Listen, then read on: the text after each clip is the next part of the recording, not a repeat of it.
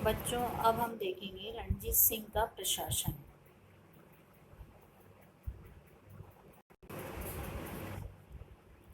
रणजीत सिंह द्वारा किस तरह से प्रशासन स्थापित किया गया, तो इसमें हमने देखा रणजीत सिंह के आदर्श क्या क्या थे। वो एक स्वेच्छाचारी राजा थे, परंतु वो जनता के हित में शासन करना चाहते थे। उनका प्रमुख उद्देश्य सारे पंजाब पर अपना अधिकार स्थापित करना, किंतु अंग्रेजों के विरोध के कारण वो सफल नहीं हो सके।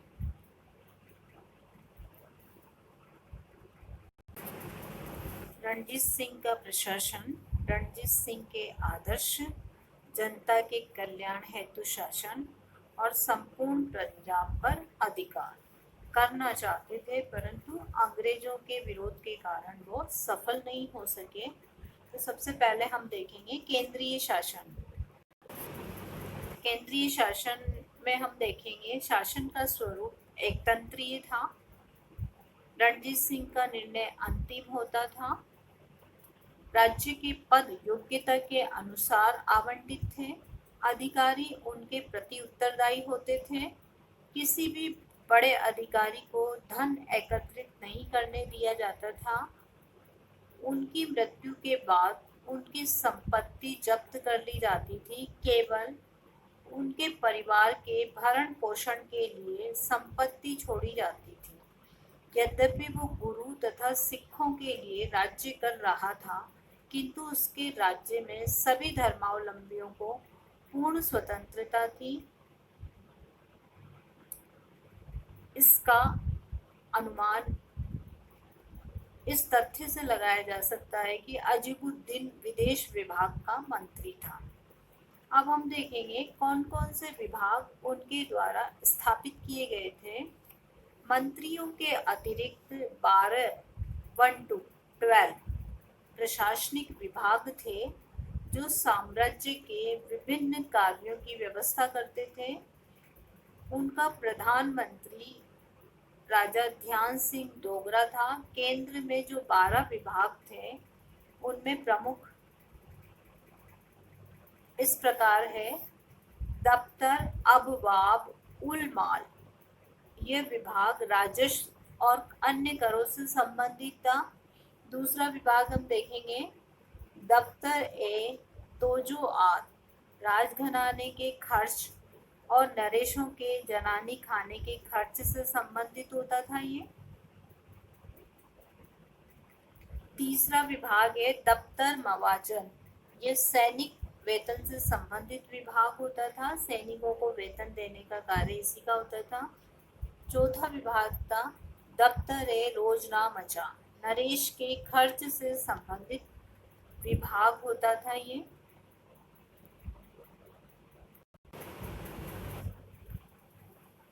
केंद्रीय शासन के बाद प्रांतीय शासन। प्रांतीय शासन साम्राज्य की सीमाएं 1,40,000 वर्ग मील तक फैली हुई थी। अतः प्रशासनिक सुविधा के लिए समस्त राज्य को 4 प्रांतों में बांटा गया। ये 4 प्रांत कौन से थे? कश्मीर, मुल्तान, पेशावर और लाहौर। ये प्रांत होते थे। इनके अतिरिक्त पहाड़ी प्रदेशों के सामंत रणजीत सिंह को कर अदा करते थे। कुछ जागीरदारों को अपने क्षेत्रों में प्रशासनिक अधिकारी रखने की अनुमति थी। प्रांत सूबा कहलाता था। सूबा में गवर्नर होता था। सूबे में गवर्नर नियुक्त होता था, जो नाजिम कहलाता था। इस पद पर विश्वसनीय व्यक्तियों की नियुक्ति की जाती थी। प्रत्येक सूबा कई परगनों में विभक्त होता था और परगने तालुकों में विभक्त होते थे। प्रत्येक तालुकों में 50 से 150 गांव होते थे।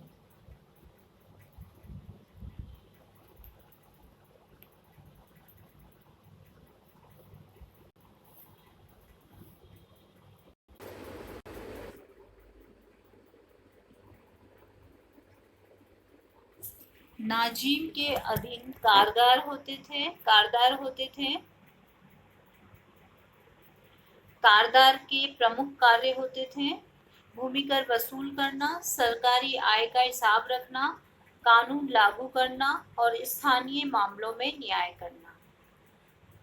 स्थानीय शासन का कार्य पंचायतें करती थी। ग्राम एक स्वावलंबी इकाई होती थी। वहाँ की भूमि भाईचारे के सिद्धांत पर आपस में बांटी जाती थी। पंचायतों के सामने झूठ बोलने का कोई साहस नहीं कर सकता था। न्याय प्रणाली रणजीत सिंह द्वारा किस तरह की न्याय प्रणाली संगठित की गई? हम देखते हैं कि रणजीत सिंह के राज्य में लिखित संविधान या कानून नहीं था। रीति रिवाज परंपराओं के आधार पर न्याय किया जाता था। इस कारण समस्त राज्य में एक समान न्याय व्यवस्था का अभाव था। मुसलमानों का न्याय काजी द्वारा इस्लामिक सिद्धांतों के अनुसार किया जाता था। अपराधियों पर भारी जुर्माना लिया जाता था। यदि कोई अपराधी अधिक धन देने से में राजी हो जाता था तो उसकी सजा कम कर दी जाती थी। प्रांतों में नाजिम और परगनों में कारदार न्याय का कार्य करते थे। ग्रामों में स्थानीय पंचायत को न्याय करने का अधिकार था। सर्वोच्च न्यायालय आला लाहौर में था। इसका प्रमुख न्यायाधीश रणजीत सिंह जी थे। स्वयं अपीलों को सुनते थे। उनका निर्णय अंतिम होता था। मृत्युदंड का अधिकार केवल उसी को ही था। दीवानी और फौजदारी मामलों में कोई अंतर नहीं होता था। भू राजस्व व्यवस्था किसानों से उनकी पैदावार का 2/5 से 1/3 भाग कर के रूप में भू राजस्व के रूप में लिया जाता था। उर्वरता के आधार पर भू राजस्व निर्धारित था।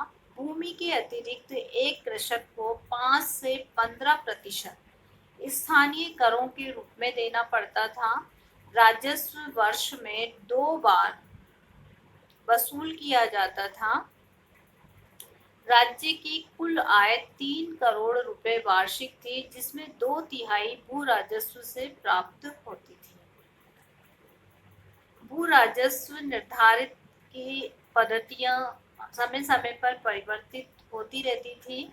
1823 ईस्वी में बटाई पद्धति के अनुसार काम होता था। इसमें फसल कटने पर पूंता कर लिया जाता था। इसके लिए बड़ी संख्या में अधिकारी नियुक्त किए जाते थे और फसल की निगरानी रखनी पड़ती थी। इसके स्थान पर 1824 में कनकूद पद्धति अपनाई गई। इसमें खड़ी फसल के आधार पर राज्य की मांग तय की जाती थी। इस पद्धति में राज्य की आमदनी निश्चित करना कठिन था।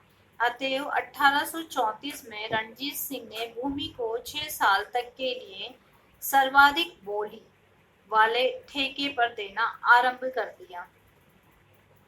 भू राजस्व की अदायगी अन्य और नगद दोनों रूप में ली जाती थी। तो हमने देखा बच्चों 3 तरह की जो है भूमि कर निर्धारण की पद्धतियां प्रचलित थी। एक फर्स्ट थी बटाई, दूसरी थी कनकूद और तीसरी थी ठेका पर दी जाने वाली।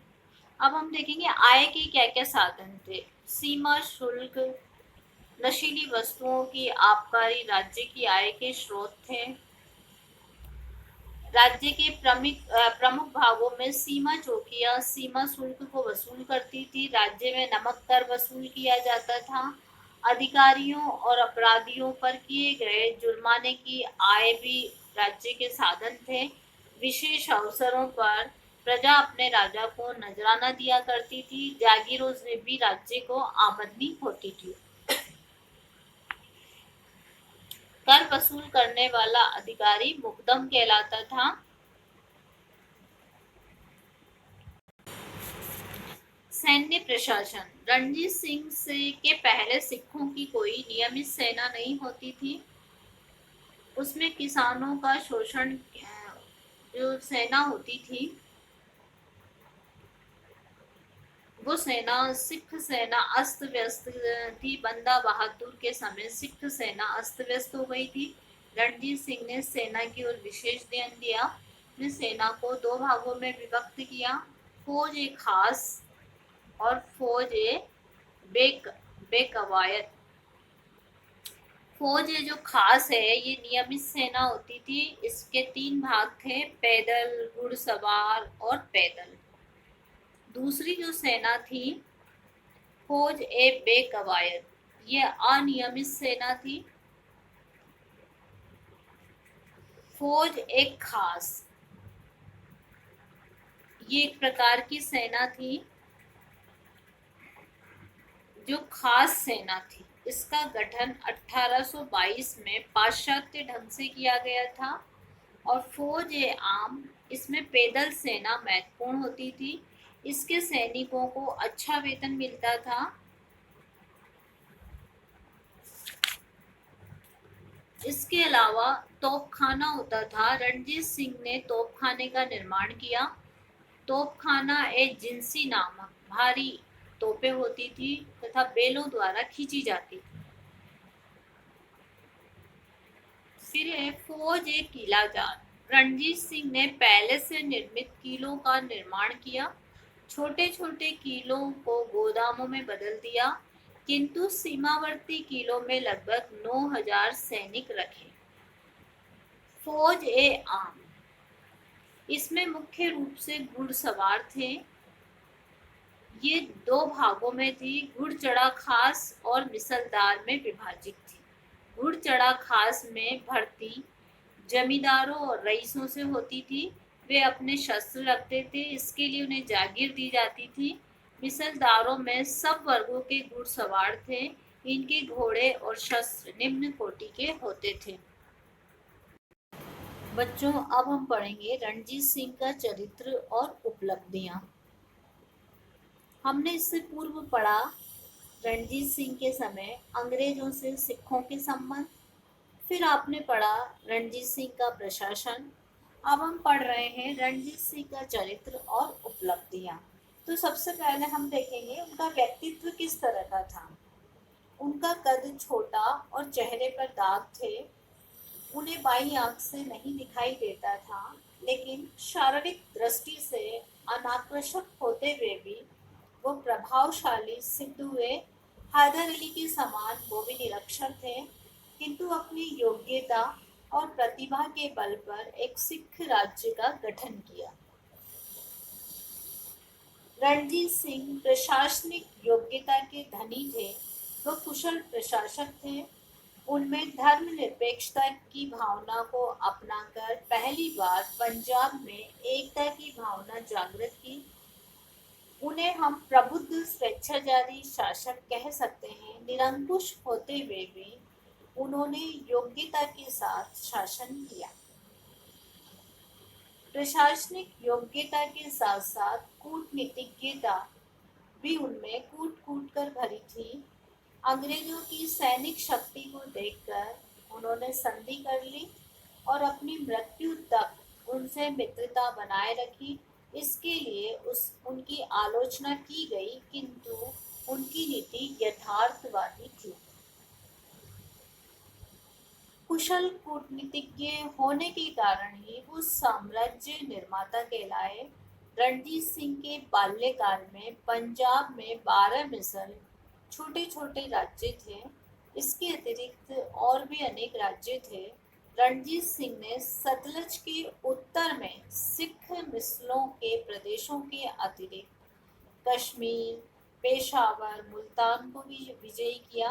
अंग्रेजों ने उसे सतलज के दक्षिण के राज्य व सिंध पर अधिकार करने नहीं दिया। सैन्य संगठन और कुशल प्रशासन। कुशल सेनानायक, वो एक कुशल सेनानायक थे। उनके सैन्य संगठन की सबने प्रशंसा की है।